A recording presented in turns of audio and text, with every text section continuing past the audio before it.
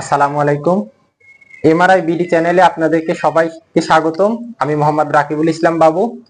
আজকে আমরা যে চ্যাপ্টারটা নিয়ে কথা বলবো সেটা হচ্ছে কি নবম দশম শ্রেণীর উচ্চতর গণিত দশম অধ্যায়, অর্থাৎ আমরা আজকে যে চ্যাপ্টারটা নিয়ে কথা বলবো সেটা হচ্ছে বিস্তৃতি। আমরা এই চ্যাপ্টারটা নিয়ে আজকে কথা বলবো বিস্তৃতির ক্ষেত্রে। এখন কথা হচ্ছে কি আমরা এইখানে বিস্তৃতি করার ক্ষেত্রে সবসময় দুইটা বহুপদী করার ক্ষেত্রে আমরা সবসময় দুইটা বিষয় খেয়াল করে থাকি। একটা হচ্ছে কি প্যাসকেলের ত্রিভুজের সূত্রের সাহায্যে প্রয়োগ, আর আরেকটা হচ্ছে কি যে বিস্তৃতি অর্থাৎ দ্বিপদী বিস্তৃতি, এই মেথডটা করে থাকি।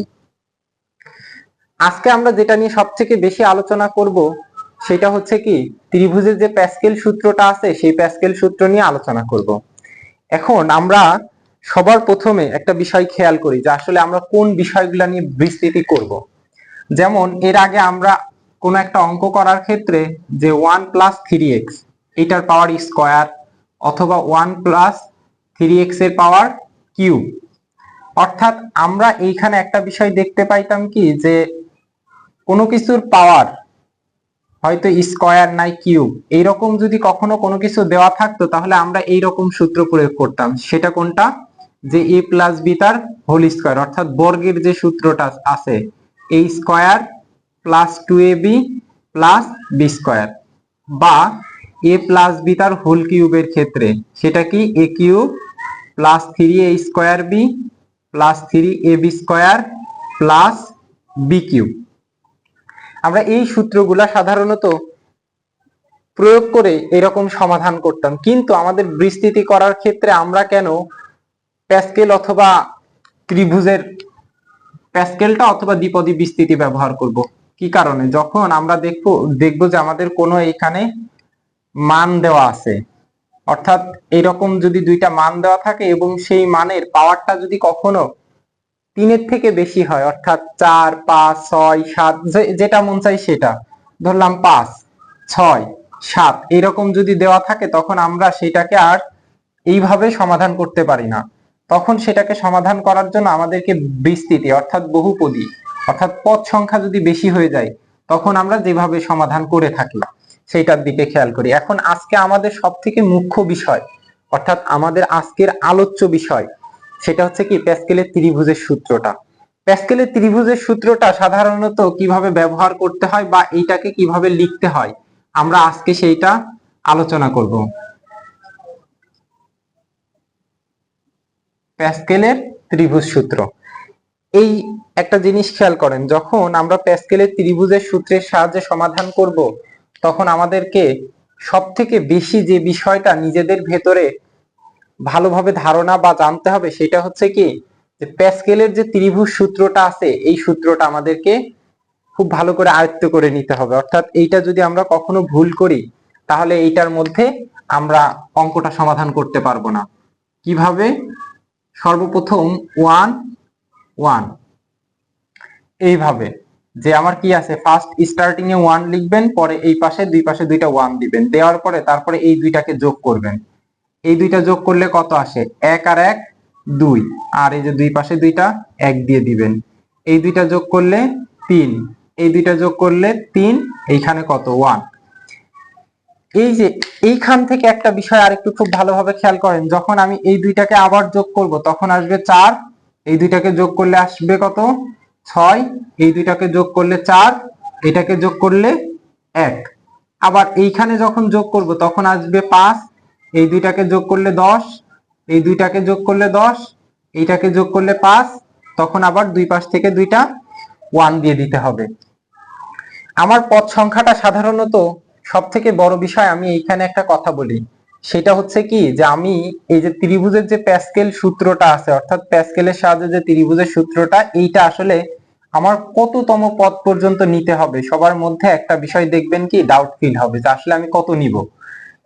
এই বিষয়টার ক্ষেত্রে উত্তরটা কি হবে সেটা খেয়াল করেন। ধরেন আপনার পদ সংখ্যা এইখানে দেওয়া আছে 1+2x এর পাওয়ার 5। এই যে একটা জিনিস খেয়াল করেন, আমার এখানে কি দেওয়া আছে? 1+2x এর পাওয়ার 5 দেওয়া আছে। আমার সব থেকে বড় বিষয়টা হইতেছে কি আমার এখানে পাওয়ার কত দেওয়া আছে? আমার এখানে পাওয়ার দেওয়া আছে কত? 5। তার মানে হচ্ছে কি আমার এখানে পাওয়ার যা দেয়া থাকবে তার থেকে 1 যোগ করতে হবে। এইখানে খেয়াল করেন সবাই একটা জিনিস, যে আমার পাওয়ার যা দেয়া থাকবে তার সাথে কত যোগ করতে হবে? 1। তাইলে 5 আর 1 কত? 6। তাইলে আমি হচ্ছে কি যে 6 নাম্বার এইখানে দেখি, এটা হচ্ছে 1 2 3 4 5 6, অর্থাৎ আমার এইখানে এই যে 6 নাম্বার যে পদ আছে, অর্থাৎ এটা কত? 1 2 3 4 5 6। এই যে 6 নাম্বার যে পদ সংখ্যাটা থাকবে, এই 6 নাম্বার পদ সংখ্যা থেকে আমি প্যাসকেলের ত্রিভুজ সূত্রটা প্রয়োগ করতে পারবো। ঠিক আছে, এখন এইটা হচ্ছে সবথেকে বড় বিষয়, যে এখন আমি এটা একটু সমাধান করে দেখাই আপনাদেরকে যে এটা কিভাবে সমাধান করবেন। সবার প্রথমে একটু এইখানে খেয়াল করি। আচ্ছা, আমি এটা মুইছা দিই, তাহলে সুবিধা হবে একটু, কারণ অনেকে দেখতে পারবেন না নিচে নামলে আবার। এইখানে কত? আমি এইখানে লিখি 1 1 1 2 1 1 3 3 1 4 6 4 1 1 5 10 10 5 1, অর্থাৎ এইটাই হচ্ছে ষষ্ঠ পদ। এখন এইখানে একটা বড় বিষয় আছে কি, যে আমার পাওয়ারটা দেওয়া আছে কত?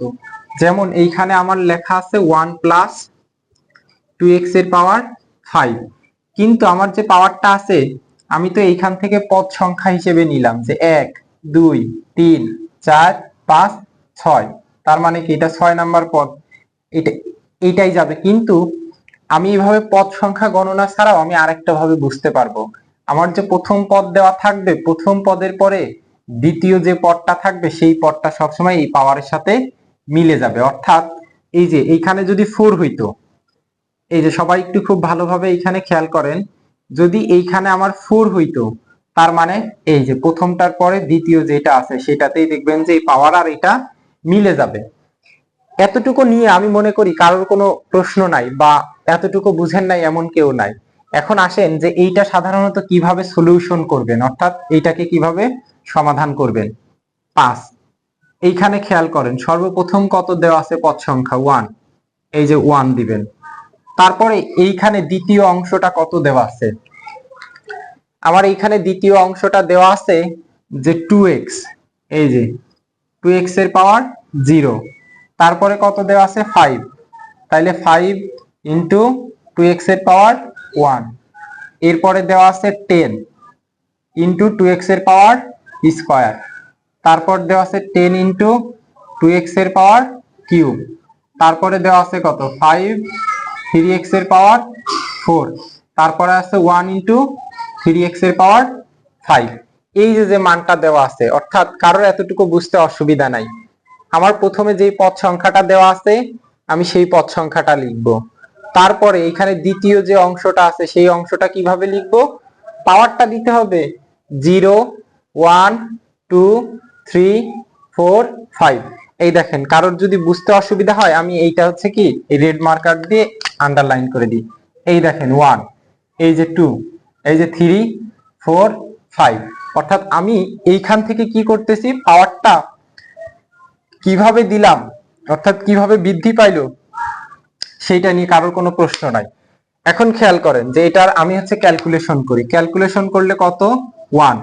কোনো কিছুর পাওয়ার 0 মানে কত? 1। এটা কত? 5। তারপরে এই যে 2 এর পাওয়ার 1 মানে কত? ওইটাই থাকবে। তাহলে 10 ইন্টু এটা কত? 4x square. 10 ইন্টু এটা কত? 8x cube. তারপরে 5। আচ্ছা আচ্ছা আচ্ছা, এইখানে আমি একটু ভুল তুইলা ফেলছি, সেটা এইখানে লেখা আছে 2, আমি লিখে ফেলছি 3। আচ্ছা, তারপরে এইখানে একটা জিনিস খেয়াল করেন, এটা কত? 5 5 আছে, এরপর কত? 2 এর পাওয়ার 4। 2 এর পাওয়ার 4 মানে কত? 16x to the power 4। 1 into 2 এর পাওয়ার 5 মানে কত? 2 এর পাওয়ার 5 মানে হচ্ছে 32x টু দি পাওয়ার 5। তাইলে এই যে 1 আর 1 গুণ করলে 1 প্লাস 5 দুগুণী 10। তারপরে এটা কত হয়? 4 10 40 x স্কোয়ার। আর এইখানে আসে 8 10 80 x কিউব।